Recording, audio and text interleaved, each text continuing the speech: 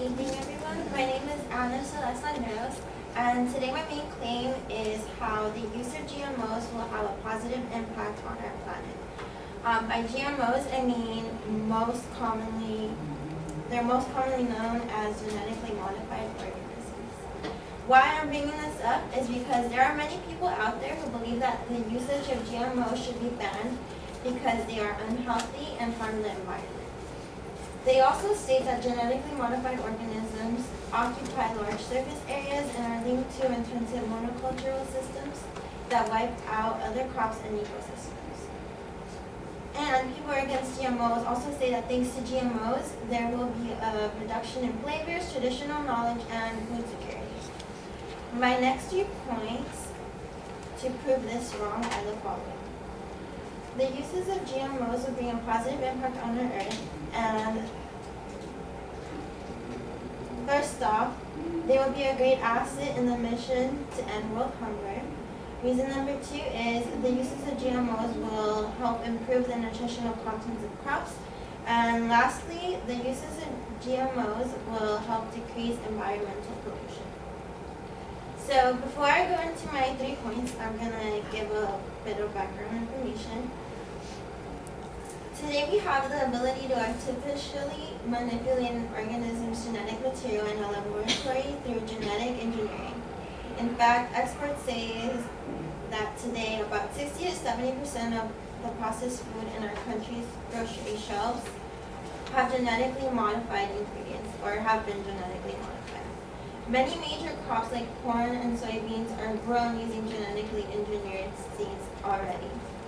In order to genetically modify the crop, scientists use existing knowledge and research about the structure, function, or location on chromosomes to identify the genes that are responsible for the desired or unwanted traits in an organism.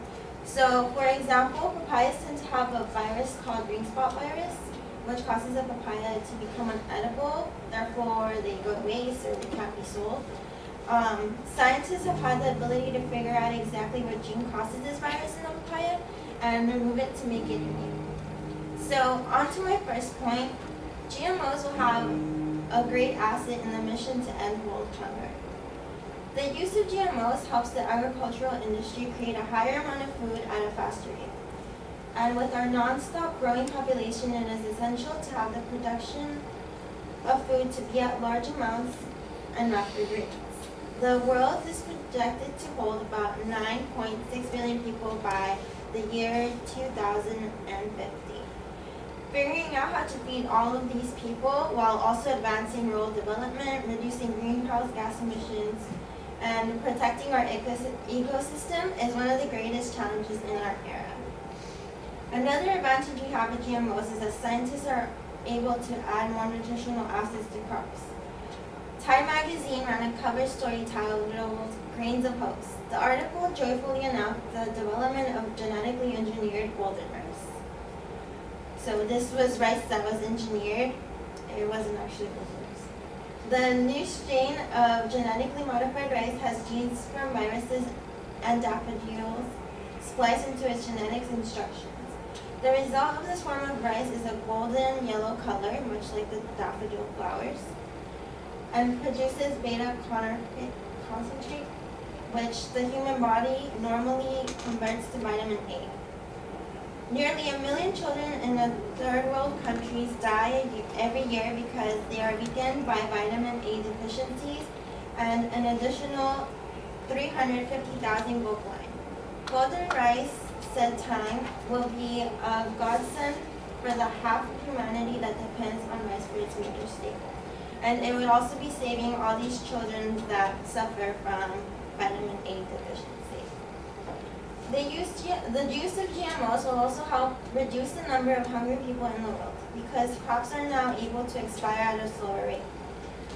So now they are able to be transported at a further distance without rotting. This will help transport crops to third world countries and feed the people in need.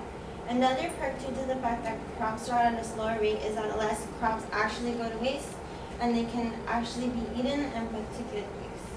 On to my second point. With new GMO technology development, scientists are now able to change the flavor in crops. They can use the flavor, chemicals, and other crops to make them taste better. This will help feed children healthier food, yet giving it a better taste. Much of the reason why we have many children in the United States that are overweight is due to the fact that they would rather eat junk food because it tastes better. With the help of GMO, scientists will be able to make healthy food that does not taste so great, like broccoli, taste decent enough for a kid to eat and enjoy, at the same time receive the same nutritional benefits. More than 18% of children in the United States suffer from obesity, and this new technology will help change that. On to my third point, with the use of GMOs, environmental pollution will decrease. Food production uses a significant quantity of arable land and natural resources, which with the rate of our population is growing, that uses of land will increase over time. GMOs hold promise to decrease this harm to our planet. Various biotechnology firms claim that GMOs promise more food with less land. GMO crops have been found to increase yields with a 10% change to a genetically modified herbicide-tolerant crop, yielding a roughly 1.7% increase in productivity. So that means that they produce more using less land. And this was stated by the USDA. These companies also state that such varieties of crops will improve the life of many farmers around the world. The use of plants that are genetically modified increases yields and decreases the need for pesticide use also, thereby preventing significant ecological damage. Genetically modified pesticide-producing crops are engineered to produce Bt toxins, which is a Bt toxin is a crystal protein naturally synthesized by the bacterium Bacillus.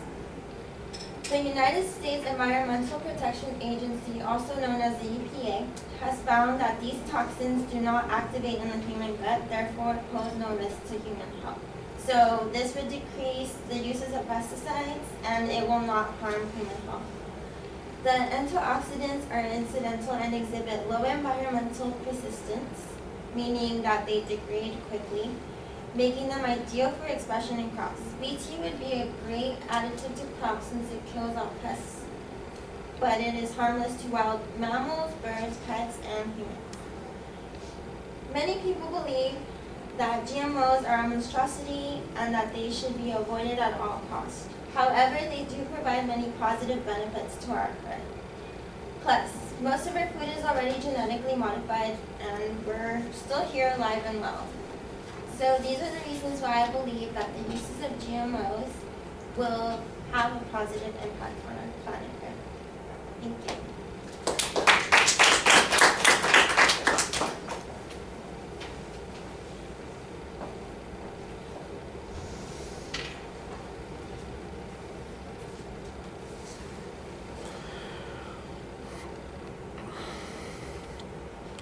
All right, well, you've done the same thing that several people have done. They basically use a question as their proposition statement, and I told you guys that you don't want to do that. Your proposition should be the answer to the question, and I know that you think that we can make that inference, but from oral arguments it's much clearer if you use the declarative sentences.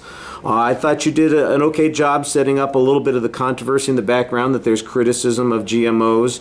However, it was kind of odd that there's a criticism of GMOs and you mentioned some of the reasons that they are criticized, and then you don't really address those reasons as part of your argument. Your arguments seem to be addressed to completely different issues. There was a good preview of what the supporting structure was going to be. It was a little complicated because it sounded like the first point had 2 points to it, so I'm not sure if you had 4 supporting points, 1 supporting point with a minor point, or some of the information was just introductory material. So that was a little bit confusing, and I think that needed to be clear. The background information on genetic engineering was fine. I do like the fact that you point out that we have a substantial amount of food that already has genetically modified material in it, because then when you come to the end of the speech and you're saying, look, all the naysayers, the people who've been predicting disaster, we have this situation, we've got this in place now, and it all seems perfectly safe, and we've had this experience. I think that's a good thing to point to. Of course, I imagine that the people who think that this stuff is dangerous will be looking at all the bad things that have happened to people's diets in the last few years and say a lot of that's because of genetically modified foods. So I think you've got a good answer here. However, it's also an answer that will probably be used by the respondent to address some of those points as well. I was listening on your first point to the material, or what I thought was your first point, about how we're going to address the issue of world hunger, and I like the projection that you're talking about to 2050. However, I didn't hear any data that says that our productivity is going to be sufficient to feed those people by 2050. It wasn't until you got to the bottom of your argument in this third point where you actually presented some evidence that says genetically modified organisms allow the yields to be higher, and we get, like more food from less land, which is the argument I think that should have been made on that first point. The nutritional issue, I wasn't sure why it was in two separate places. All the stuff about the flavor of the crops and the nutritional value of the crops probably can be in one point. You cited your data on these points pretty well, so that's okay. The environmental issues, like I said, I think that your evidence on the environmental issue does more to support that first point than anything else.